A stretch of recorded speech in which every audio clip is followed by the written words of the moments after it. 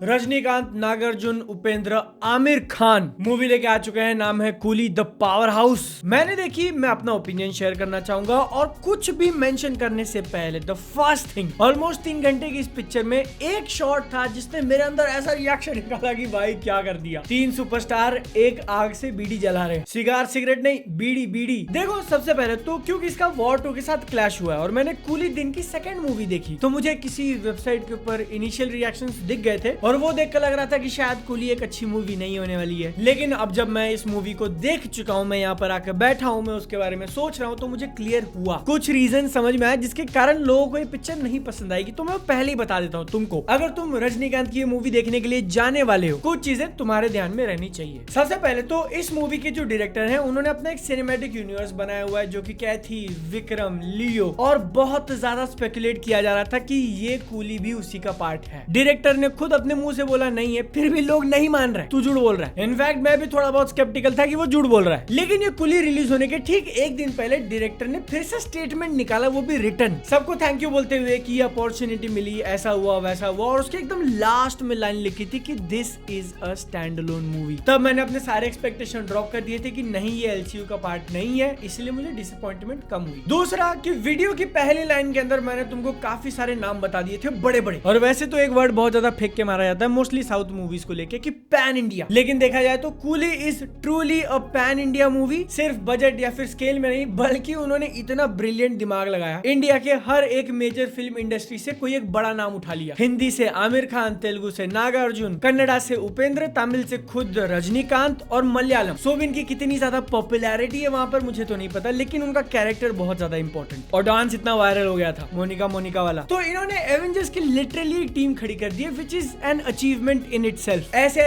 Actors को तुम साथ ला पाए एक पिक्चर के लिए। अब डिसअपॉइंटमेंट कुछ लोगों को इस चीज को लेके हो सकता है कि आमिर और उपेंद्र का उतना बड़ा रोल नहीं है। अगली चीज कि जब से कूली के पोस्टर्स ड्रॉप हुए हैं, ब्लैक एंड व्हाइट में गोल्ड वगैरह पूरा एस्थेटिक दिया, हर एक मेजर कैरेक्टर के साथ साथ मेजर सुपरस्टार का अलग पोस्टर निकाला, तो वो सब देख के लग रहा था यार कि लोकेश क्या बना रहा है, और यही क्या बना रहा है वाली इमेजिनेशन ने पता नहीं कहां तक लेके चले गए। But in reality this is the Lokesh Kanagaraj movie, और उसमें भी जब मैं सोचने जा रहा हूं तो it is very similar to Vikram. मतलब कि कॉपी किया ऐसा नहीं बोल रहा हूं, बट तुम एलिमेंट्स या फिर पैटर्न थोड़े नोटिस कर सकते हो। किसी की डेथ हुई है, उसका इन्वेस्टिगेशन चल रहा है, एक बूढ़ा मतलब एज में काफी ज्यादा बड़ा कैरेक्टर, उसके around mystery, already set establishment organisation है जो कि अच्छा काम नहीं करती। इनफैक्ट ये दोनों मूवीज जिस तरीके से एंड करती है, अब उससे ज्यादा मैं कुछ नहीं बताऊंगा। ये सारी बातों का मिला जुला के मतलब ऐसा होता है कि तुम एक मास मसाला कमर्शियल सिनेमा देखने नहीं जा रहे हो। कूली मूवी का सबसे मेन और सबसे बड़ा ड्राइविंग फोर्स है इसकी कहानी, और जहां विक्रम के साथ एक बहुत बढ़िया बैलेंस मेंटेन करके रखा था, कैरेक्टर्स एक दूसरे को डबल क्रॉस कर रहे हैं, केओस मचा हुआ है, और तुम जेन्युइनली अंदाजा नहीं लगा सकते कि अब यहाँ से कहानी आगे कहाँ जाएगी। यही सेम एग्जैक्ट चीज कूली के अंदर देखने मिली है। तो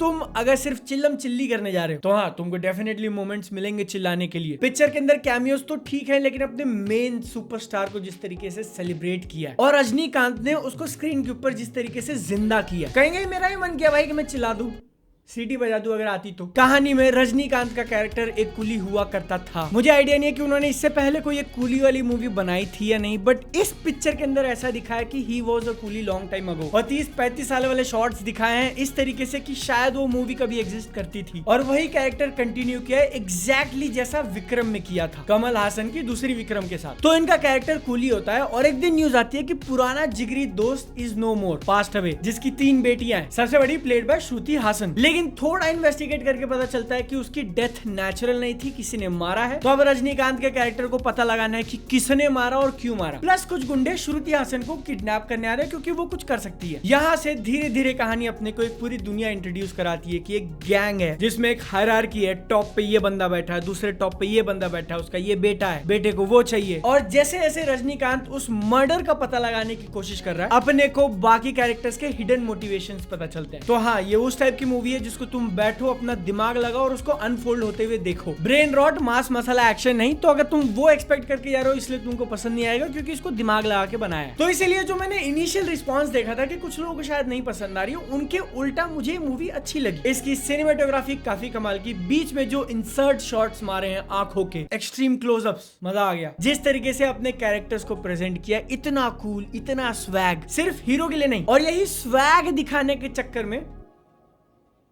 एक सेकंड, क्या ये वर्ड काफी पुराना हो चुका है? Do I feel old? आजकल क्या कहते हैं उसको, ऑरा फार्मिंग। यही ऑरा फार्मिंग दिखाने के चक्कर में कभी कभी मूवी अपने आप को थोड़ा इंडल्ज कर देती है। मतलब सीन्स को लंबा चला देना, पेसिंग थोड़ी स्लो कर देना, क्योंकि तुम रुको और ये देखो। जिसमें मूवी का डायरेक्शन रिस्पॉन्सिबल तो है ही, लेकिन एक्टर्स ने जिस तरीके से उसको प्ले किया, भले ही इतना छोटा रोल हो या फिर इतना बड़ा, सबके सब भाई रजनीकांत, नागार्जुन, आमिर खान, उपेंद्र, सारे के सारे ऑरा फार्मिंग करने में लगे। और यही ऑरा वाले मोमेंट्स को लौरा होने से बचाने में सबसे बड़ा हाथ होता है म्यूजिक का। And Anirudh did it again. भाई कई कई जगह पे जब म्यूजिक बजता रहा, I was like, धुन धुन धुन धुन, सही है। ये सारी चीजें, सारे के सारे एलिमेंट साथ में आके वो फील क्रिएट कर देते हैं। तो बादल, तेरे हिसाब से मूवी खराब नहीं है? नहीं। तो क्या इसका मतलब कूली बहुत अच्छी है?